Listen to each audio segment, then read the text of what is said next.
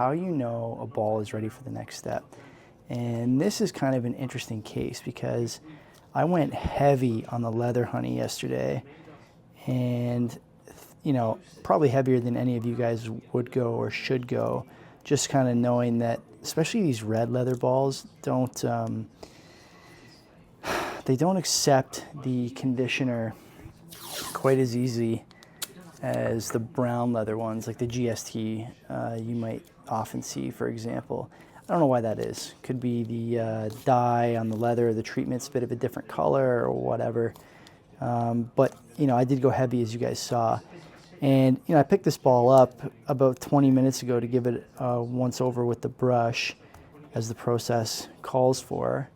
And you know, I thought to myself, how am I evaluating whether this ball is ready for the next step? And to be honest with you, I don't know that I really have a good answer. It's a little bit by feel, but I think there's one thing I would say, and I'll show you in a second, as far as like a visual cue to go to the next step. And it's how much of a mark your finger leaves on the panels when you drag it across. And it's not that you're not going to leave a mark, you will. If you take any of your balls, especially one that's recently been waxed or conditioned, no matter how dry it is, no matter how good it feels, you'll leave a bit of a mark on the ball. It's just, everyone's got, you know, oil on their fingers and thumbs and whatnot. And so to think that you're not going to leave any mark on the ball, I think is wrong.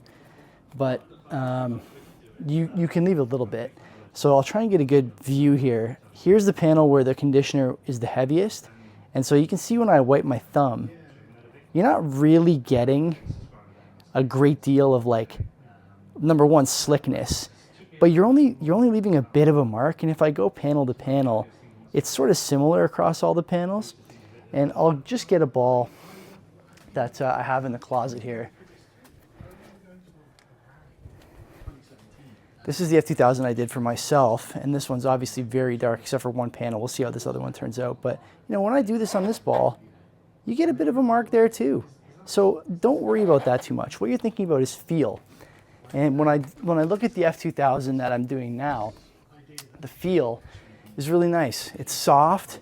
It's just a bit tacky, and like always, like there's no better test than the grip test. So like you can see, I'm squeezing pretty good there. That ball's not coming out. If I go to the panel that's heavy on the conditioner, okay, that ball's not coming out. I can't shake that. Like that's not the normal veininess, and like you can see the tension in my fingers there. That ball's ready. So let's make some mud, and we'll do our usual mudding dance here.